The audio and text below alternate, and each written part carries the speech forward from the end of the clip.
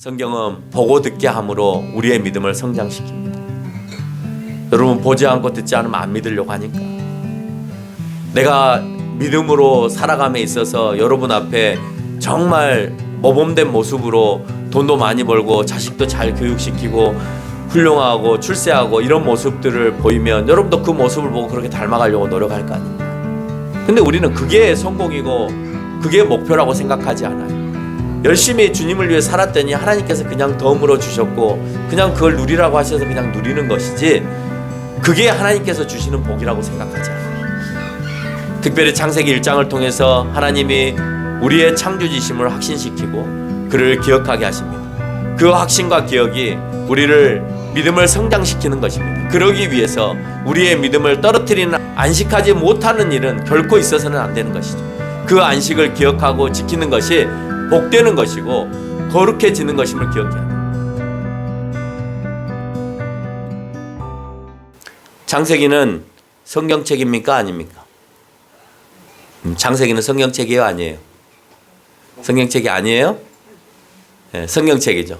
창세기는 성경책입니다.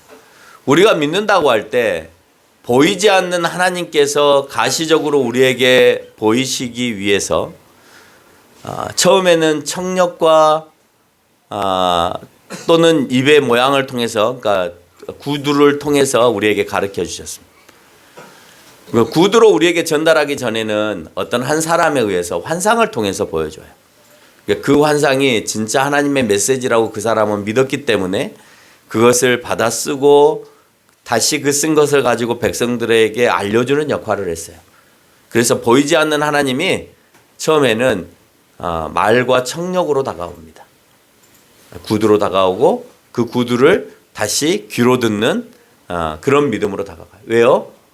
안 보이거나 안 듣거나 들리지 않으면 사람은 믿지 않기 때문에. 내가 기도했는데 하나님이 이렇게 말씀하시더라. 그러니까 너희들 그 말씀대로 따라와 라고 하면 여러분이 저를 믿고 따라오겠어요? 안 봤는데. 그건 당신이 본 거니까 내가 왜 따라가야 해? 라고 얘기하겠죠. 근데 이제 그 말씀을 상세하게 자세하게 정말 그 당시로 말하면 3500년 전으로 말하면 굉장히 논리적으로 설명을 하니까 그 사람들이 그걸 소리로 듣고 이제 그 모세가 얘기하는 내용들을 쫓아서 따라가게 되어지는 겁니다. 성경을 통해서 하나님은 우리에게 자신을 보이시고 계시하십니다. 그러니까 듣는 것으로만 얘기하는 것이 아니라 그 듣는 것을 이제 글이라고 하는 것들을 만들어내어서 그 글이라고 하는 것을 다시 문자로 만들어 가지고 그 문자를 책으로 만들어내기 시작하는 거예요. 보여주는 거예요. 여러분, 믿음이 없으니까 하나님이 그러셨어 라고 하는 말만 갖고도 믿을 수가 없고, 여러분의 10년 가운데 하나님이 찾아오셨는데 이것이 하나님이 찾아오신 것인지 내 마음이 원래 그런 것인지 아니면 뭐 미신적인 것인지 뭔지 모르는 그런 것을 통해서 내가 이해할 수가 없으니까 이제는 문자를 통해서 여러분에게 보여주시는 거예요. 왜? 보여야 믿기 때문에 그래요. 그래서 과거에는 구두를 통해서 청력으로 전해졌고 지금은 문자화 되어서 눈을 통해서 시력으로 알게 됩니다. 인간은 보지 않고 듣지 않고 만지지 않고는 믿지 않기 때문에 그래요. 그 의심을 풀어주시기 위하여서 문자를 만드시고 그 문자를 통하여서 우리에게 성경으로 우리에게 보여주셨다는 거예요. 지금도 하나님이 보이지 않아 믿지 못하고 들리지 않아서 투덜거리는 사람들이 많죠. 여러분, 하나님 보이세요? 안 보이잖아요. 보이지 않기 때문에 믿지 못한다라고 말하는 투덜거림이 우리 가운데도 어쩌면 50% 이상이 될 수도 있어요. 내가 안 믿어져. 내가 잘 안 들려. 아무리 목사님이 얘기해도 목사님은 그냥 아주 잘 준비되어 있는 논설? 잘 준비되어져 있는 뭐라고 해야 돼? 연설? 뭐 그런 거 하시는 거 아니야? 아니면 잘 준비되어져 있는 강의 한 편? 뭐 그렇게 우리가 받아들이는 사람들도 있다는 거예요. 저도 어렸을 때 믿음이 들어가기 전에는 초등학교 학생쯤 되었을 거예요.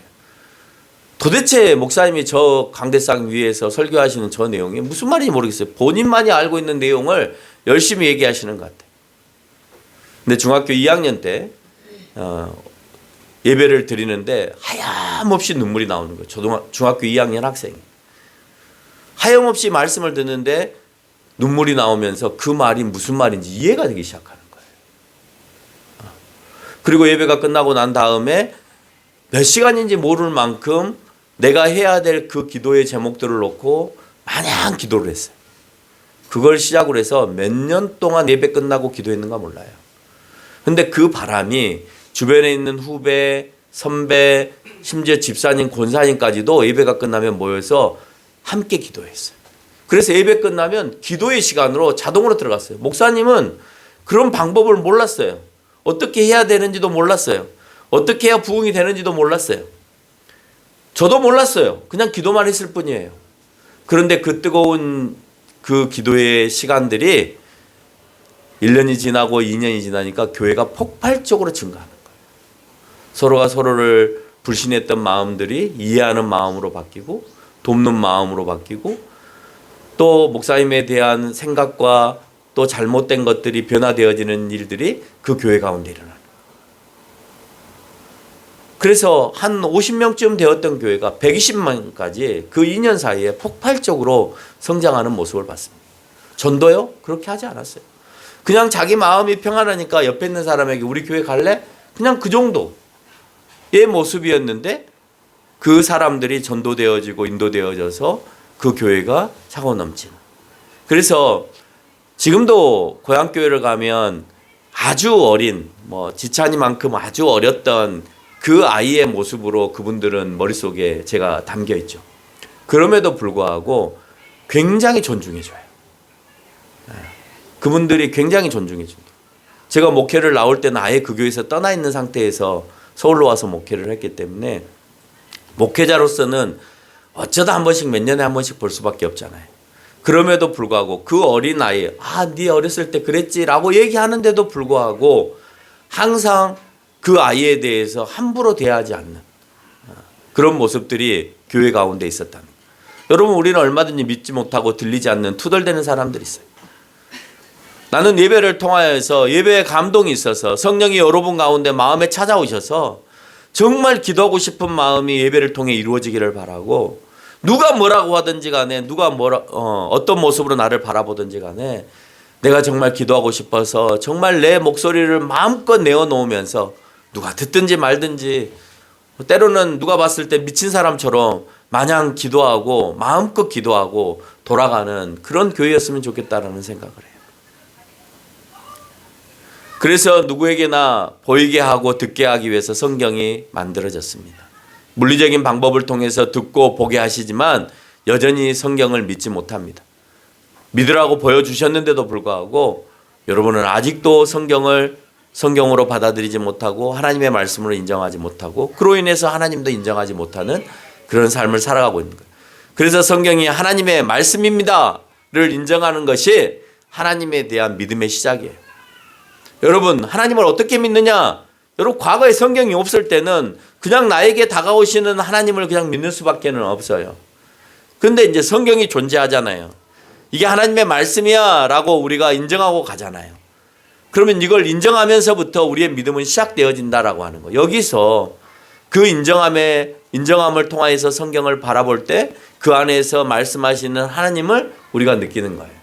그 안에는 전쟁의 이야기도 있고 죽음의 이야기도 있고 병의 이야기도 있고 고난의 이야기도 있고 슬픈 이야기도 있고 많은 이야기들이 존재하지만 그것이 다시 하나님의 메시지로 우리에게 다가와서 그러면 어떻게 살아야 될까? 왜 그랬을까?를 다시 질문하면서 우리는 우리의 신앙을 좀 더 키워가기 시작한다라고 하는 거예요. 성경이 하나님 말씀으로 믿어지지 않으면 하나님에 대한 믿음도 역시 우리 가운데 없게 되어집니다. 성경이 첫 번째 책인 성경은 오늘 창세기가 첫 번째 책인 성경은 모든 우주 만물을 시작함으로 시작합니다. 마지막 성경책인 요한계시록은 예수 그리스도의 재림과 심판으로 마무리를 해요. 그러면서 얘기합니다. 다시 새로운 것을 시작합니다. 새하늘과 새 땅을 너희에게 준비해 놓고 그곳으로 이제 이전하기를 원하고 있습니다. 성경의 시작도 창세기에서 시작되어지는 이 시작점도 하나님에 의해서 창조되어졌다라고 하는 것이고, 마지막 요한계시록의 마지막 책인 요한계시록은 하나님께서 이제 심판으로 통하여서 이 땅에 문을 닫겠다라는 의도를 담고 있습니다. 창세기는 1장을 열자마자 이성적으로 보면 굉장히 의심이 많이 들어갈 수밖에 없는 의심투성이에요. 그러나 믿음의 눈으로 바라보면 대단한 광경으로 우리 가운데 펼쳐집니다. 여러분, 의심으로 바라보면 이렇습니다. 첫째 날의 빛과 어두움과 넷째 날의 달과 해가 그 주는 빛이 어떤 차이를 가지고 있느냐. 우리가 생각할 때 빛이라고 할 때는 모든 별들이 우리에게 주는 것이 빛이라고 생각하는데, 그러면 첫째 날의 빛은 도대체 어디에서 온 빛이냐. 그 빛이 만들어지려면 넷째 날에 가서야 되는데 첫째 날에도 빛과 어둠이 있다라고. 많은 학자들이, 또 저도 과거에 그것을 영계의 세계가 만들어지는, 그러니까 선한 영과 악한 영의 존재를 얘기하는 것으로 그렇게 생각을 했습니다. 그러면서 성경은 늘 그것을 금성으로 표현을 했습니다.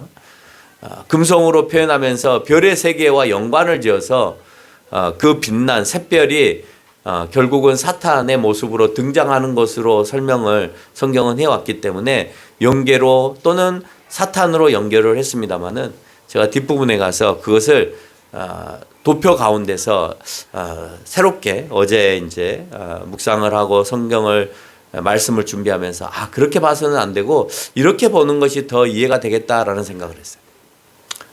또 우리는 많은 의문을 합니다. 태양과 달이 없는 상태에서 첫째 날, 둘째 날을 어떻게 계수했을까?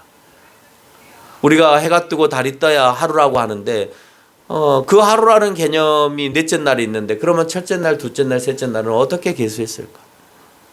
별들이 존재할 때 지구도 존재한다면, 그러면 2절의 땅은 뭘 말하는 걸까? 여러분, 땅이라고 하는 것은 별이 존재해야 땅도 존재하는 거 아니에요? 별들이 존재할 때 지구도 존재한다면, 그러면 넷째 날에 존재하는 건데, 그러면 2절에서 그 땅은 도대체 어느 곳에 있는 흙을 얘기하는 것일까?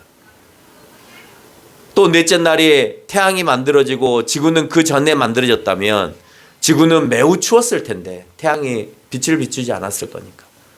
6절에서 물이 등장하는 이유는 뭘까? 물로 등장해서는 안 되죠. 추우니까 고체로 등장해야죠. 설사 있다 하더라도 그것은 얼음이 돼야 되는데 왜 물로 등장할까? 태양이 없는데 식물들이 자라고 열매를 맺는 것이 과연 가능할까? 가능하다는 것을 제가 알게 됐습니다. 사실 우리는 이런 의문의 질문들을 수도 없이 1장 안에서 품어내고 또 그런 질문들을 할 수 있습니다. 공부를 하면 할수록 더 많이, 과학을 연구하면 연구할수록 더 많은 질문들을 쏟아낼 수 있습니다.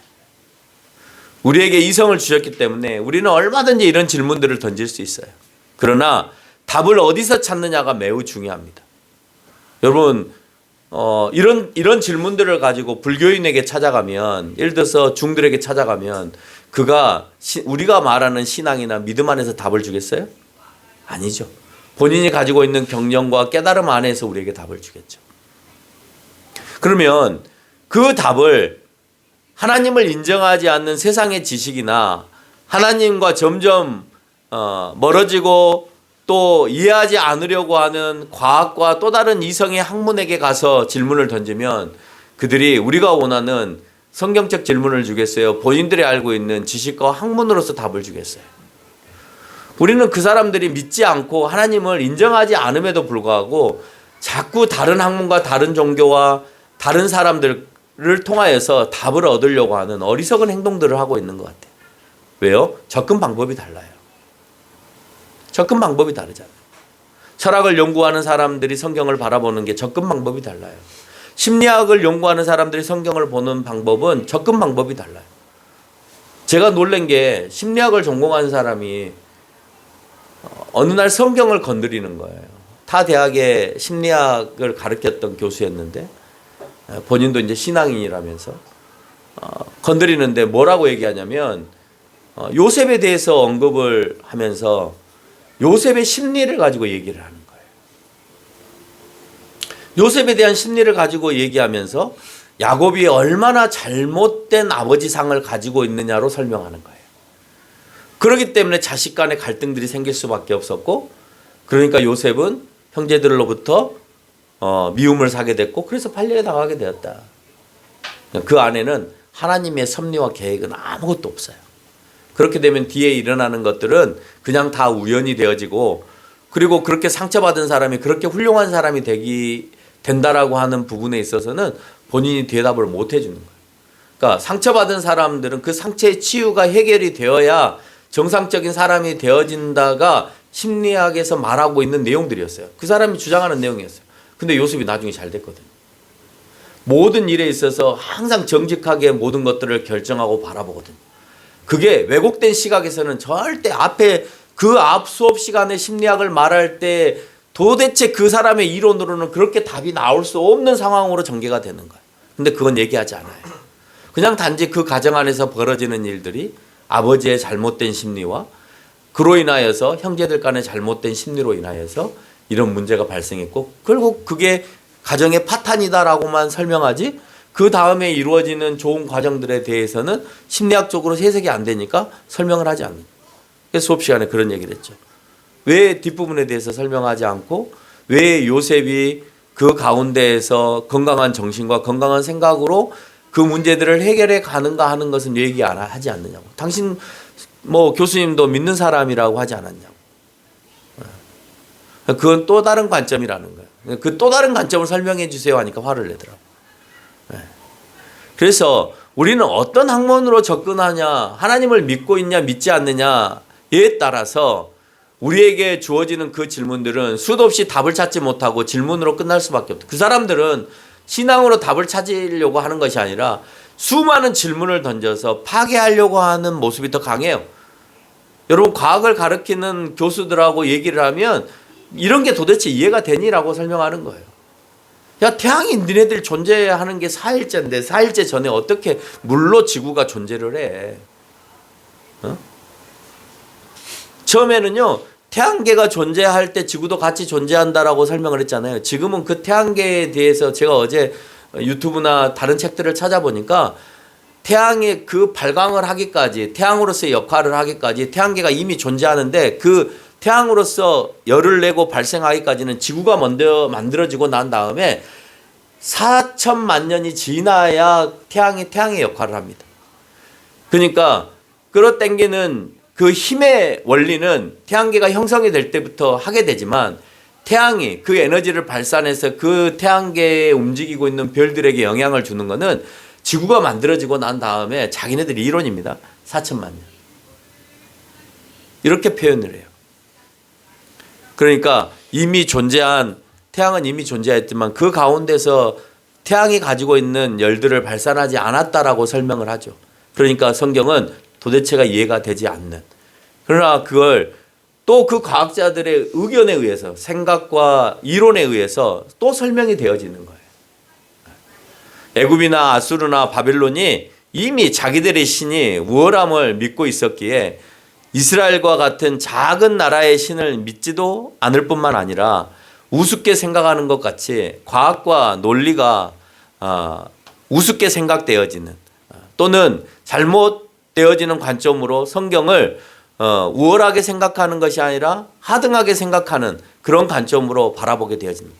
세상의 모습으로 바라보면 애굽이나 아수르나 바벨론은 자기의 신들로 통해서 자기 나라가 부강했으니까 이스라엘이 말하는 하나님은 하찮하고 말도 안 되고 이론도 안 맞는, 신이라면 적어도 강한 나라를 만들어냈어야 되는데 그 당시에 그 이론으로는 이스라엘의 하나님은 하나님도 아닌 거죠. 그냥 저 변방에 그냥 잡신 하나 믿고 있는 그런 나라에 불과하다라고 하는 거예요. 그런데 그들은 지금도 그 나라들이 존재하지 않지만 어쨌든 이스라엘은 그 엘로힘의 하나님을 믿고 지금까지도 건재하게 이끌어져 오고 있다라고 하는 것입니다. 시간이 지나 이성은 더 날카롭게 갈아져 옵니다. 그러나 성경의 내용은 변하지 않습니다. 3,500년 전이나 2,000년 전이나 1,500년 전이나 500년 전이나 그 성경의 내용은 그대로 옵니다. 근데 이성은 더 날카롭게, 더 예리하게, 더 냉철하게 우리에게 질문을 던져옵니다. 시간이 지나서 이성은 더욱더 성경을 날카롭게 공격합니다. 그런데 그 성경의 진리가 변하나요? 그래서 무시되어지나요? 아니잖아요. 그리스도와 로마 대제국이 성경을 없애기 위해서, 성경을 무너뜨리기 위해서 수많은 행동들을 합니다. 심지어는 성경을 다 모아서 불태우기도 하고, 유대인들을 잡아서 대학살을 일으키기도 하고, 심지어는 그리스도인들이 출생할 때는 그리스도인들마저도 다 학대하고 죽이는 일까지도 하였음에도 불구하고, 또 그것이 유럽과 미국을 거쳐서 인도를 넘어서 아시아로 넘어올 때도 성경은 성령의 능력을 통해서 없어지는 것이 아니라 계속해서 확장되어져 가고 있는 것을 우리는 알 수 있습니다. 지금도 마찬가지입니다. 성경이 그 시대에 맞춰서 변화되어져서 이성에 맞추고 과학에 맞춰서 새롭게 그 내용이 바뀌었기 때문에 우리가 성경을 믿고 있나요? 변함없는 성경. 그렇지만 세상은 더 날카롭게, 더 예리하게 우리에게 질문을 던지면서 다가오지만 우리는 믿음으로 그 성경을 아직까지도 지켜오고 있다라고 하는 겁니다. 우리는 하나님께서 첫째 날에 둘째 날에 무엇을 만들었느냐 하는 것이 중요한 것은 아니에요. 그거보다 더 중요한 것을 오늘 우리 창세기 1장에서 찾아내야 돼요. 그걸 찾아내지 못하면 우리는 하나님에 대한 믿음과 신뢰를 가질 수가 없어요. 첫째 날 뭘 만들고 둘째 날 뭘 만들었는가를 그걸 분석하다 보면 자연이 또는 과학이 가지고 있는 그 질문에 있어서 우리가 답을 못 해내는 경우들이 있어요. 그러나 중요한 건 무에서 유를 창조하신 이가 하나님이시다라고 하는 절대적인 그 믿음을 우리가 빼먹어서는 안 된다라고 하는 거.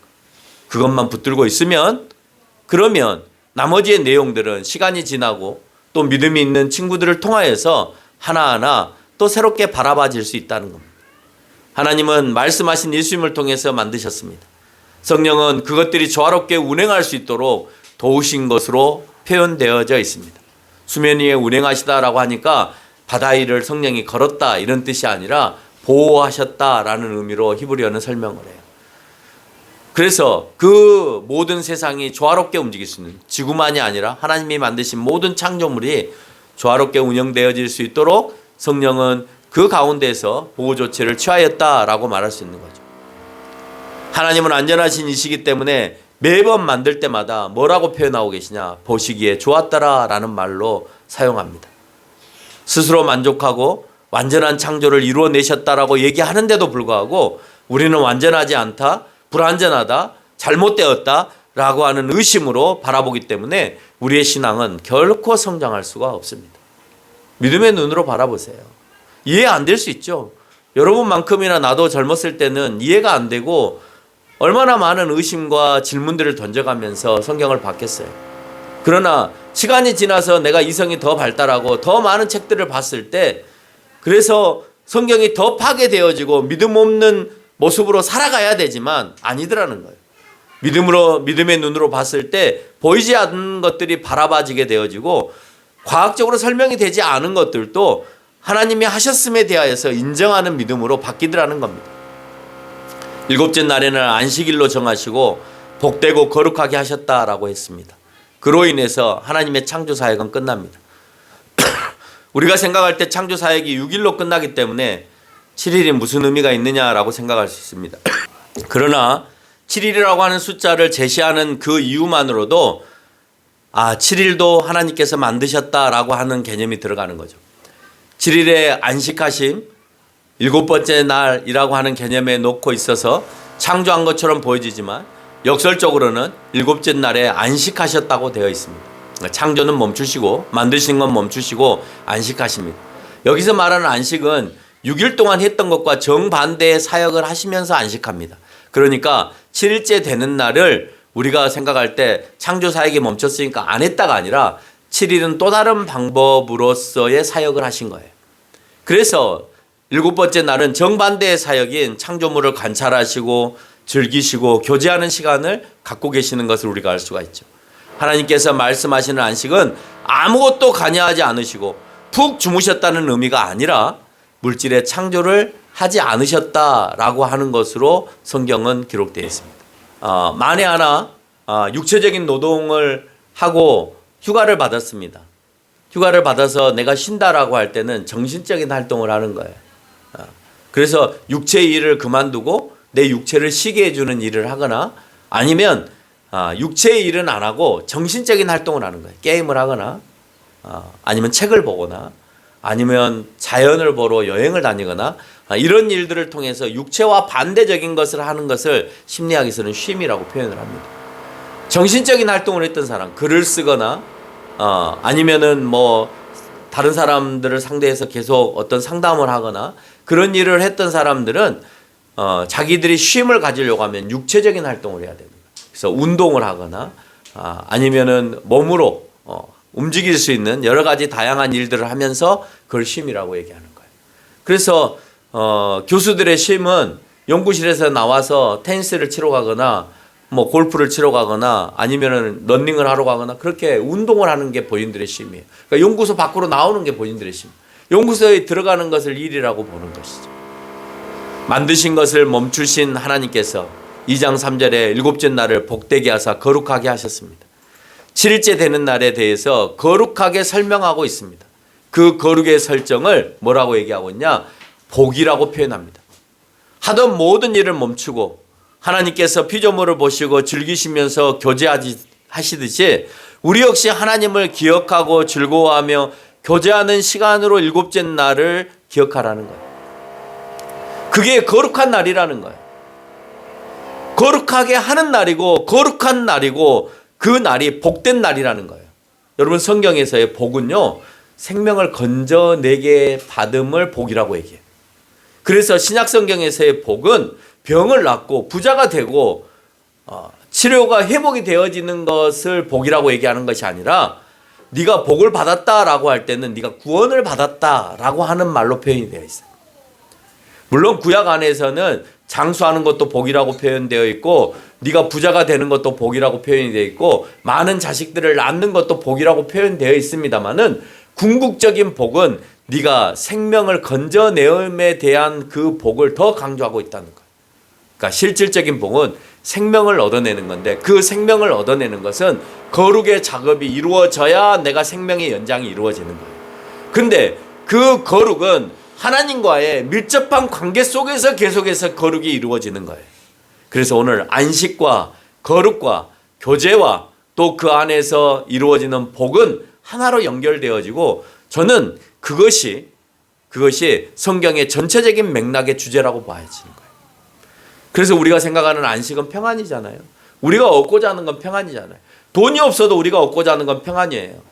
우리가 능력이 없어도 우리 마음속에 평안이 있으면 돼요. 여러분 김치에다 밥 먹어도 내 마음이 평안한 게 좋아요. 아니면은 좋은 자가용을 몰고 다니면서 불편하고 힘들고 늘 분쟁과 싸움과 아니면 그 문제를 해결해야 되는 오너가 되는 게 더 좋아요. 사람들은 그렇습니다. 여러분 시골에 있는 제 부모님들도 마찬가지고 또 뭐 저희 처가댁도 마찬가지지만 더 좋은 곳에서 아파트에서 더 좋은 음식을 먹고 서울에 와서 지냅시다라고 하면 안 와요. 안 오세요. 못 먹고 더 춥고 더 안 좋은 환경이지만 본인들은 그것이 좋대요. 왜? 평안하니까.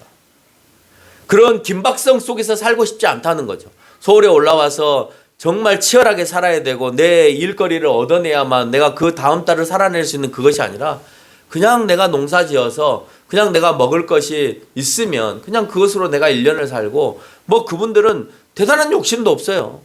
우리처럼 무슨 옷을 사야 되겠다는 마음도 없고 좋은 신발을 사야 되겠다는 마음도 없고 무엇을 어떻게 해서 꾸며야 되겠다는 생각도 없어요. 그냥 시골에서 사는 사람들의 수준들이 다 거기서 거기니까 그냥 그 사람들이 사는 그 수준으로 그냥 사는 거예요. 그냥 몇천 원짜리 신발 신어도 그냥 기쁘고 그냥 농사 지어서 자기가 농사 지어서 김장했던 그 김치를 1년 내내 먹어도 그냥 기쁜 거예요. 여러분 그것이 뭐예요? 그 삶 가운데서 주는 평안이잖아요. 여러분 그 평안을 세상의 것과 바꾸기 싫은 거예요. 근데 젊은 사람들은 그 평안과 세상의 물질과 바꾸고 싶어서 도시로 올라오죠. 도시로 올라와서 치열한 삶 속에서 살아가는 거죠. 그리고 나서 그 치열한 삶 속에 무너지고 내가 해결이 안 되면 어디로 가냐? 다시 그 평안을 주는 고향으로 돌아가는 거예요. 누구나 그렇죠. 그래서 오늘 하나님께서는 기억하라는 거예요.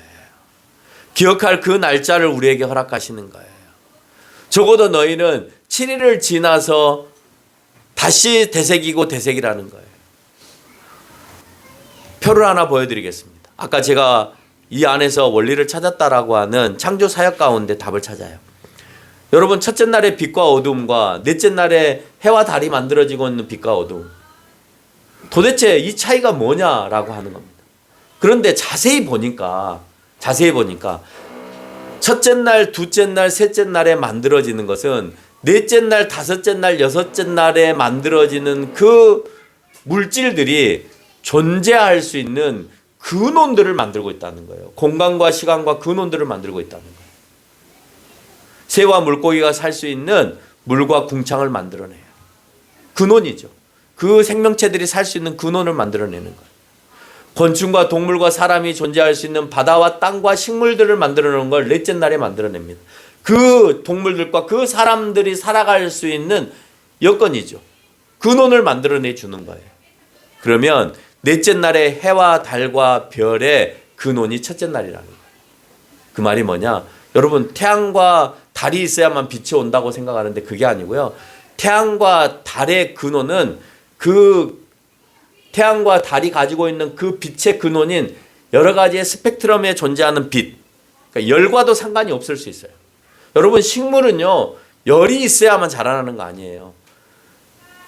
그 광합성을 할 수 있는 빛만 주면 돼요. 여러분, 비닐하우스 안에서 또는 생명체가 살아가는 그 실험 공간에 보면 열이 없어도 식물이 자라나요. 그것에 필요한 파장만 주는 거예요. 파장만. 위에다가 전구다마를 올려놓고 그 식물이 필요한 그 파장만을 주면서 자라나게 해요. 우리는 태양으로부터 그 모든 파장들이 다 오고 있기 때문에 태양이 떠야만 식물이 자라난다고 생각하는데, 현대 식물학자들이 개발한 모습들을 보면 태양이 없고 지하 토굴에서도 식물이 자라나게 만드는데 필요한 파장을 줌으로 인해서 자라나요. 그래서 화성과 금성에서도 식물이 자라날 수 있다라고 하는 이론을 만들고, 우리가 자꾸 화성으로 우주선을 쏘아서 가서 인류가 살 수 있다라고 얘기하는 것은 이 파장을 발견했기 때문에 그래요. 아무리 추워도, 아무리 빛이 오지 않아도 우리가 살 수 있는데, 그것은 우리가 지금 찾아낸 그 빛의 근원을 알았기 때문이라고 하는 겁니다. 그러니까 그 빛의 근원을 하나님께서 만들어내셨다로 보면 충분히 이 첫째와 둘째와 셋째의 근원과 넷째와 다섯째와 여섯째가 존재하는 그 물질이 얼마든지 융합적으로 설명이 되어진다라고 하는 생각을 하게 되어집니다. 그래서 결론을 맺습니다. 성경은 보고 듣게 함으로 우리의 믿음을 성장시킵니다. 여러분, 보지 않고 듣지 않으면 안 믿으려고 하니까. 내가 믿음으로 살아감에 있어서 여러분 앞에 정말 모범된 모습으로 돈도 많이 벌고 자식도 잘 교육시키고 훌륭하고 출세하고 이런 모습들을 보이면 여러분도 그 모습을 보고 그렇게 닮아가려고 노력할 거 아닙니까? 근데 우리는 그게 성공이고 그게 목표라고 생각하지 않아요. 열심히 주님을 위해 살았더니 하나님께서 그냥 덤으로 주셨고 그냥 그걸 누리라고 하셔서 그냥 누리는 것이지, 그게 하나님께서 주시는 복이라고 생각하지 않아요. 특별히 창세기 1장을 통해서 하나님이 우리의 창조지심을 확신시키고 그를 기억하게 하십니다. 그 확신과 기억이 우리를 믿음을 성장시키는 것입니다. 그러기 위해서 우리의 믿음을 떨어뜨리는 안식을 안식하지 못하는 일은 결코 있어서는 안 되는 것이죠. 그 안식을 기억하고 지키는 것이 복되는 것이고 거룩해지는 것임을 기억해야 돼요. 여러분, 안식은요, 육체적인 노동을 했던 사람이 정신적인 일을 하기 위해서 모이는 거예요. 6일 동안 열심히 일했으면 이곳에 와서 하나님과 교제함으로 인하여 안식과 쉼을 얻는 거예요. 내가 집에서 널브러지고 잠자고 그냥 내가 소파에 누워있는 것만이 쉼이 아니라 이 시간에 서로 교제하고 내 마음의 평화를 얻는 것 자체가 얼마나 큰 안식인가 하는 것을 기억하는 저와 여러분이 되시기를 바랍니다.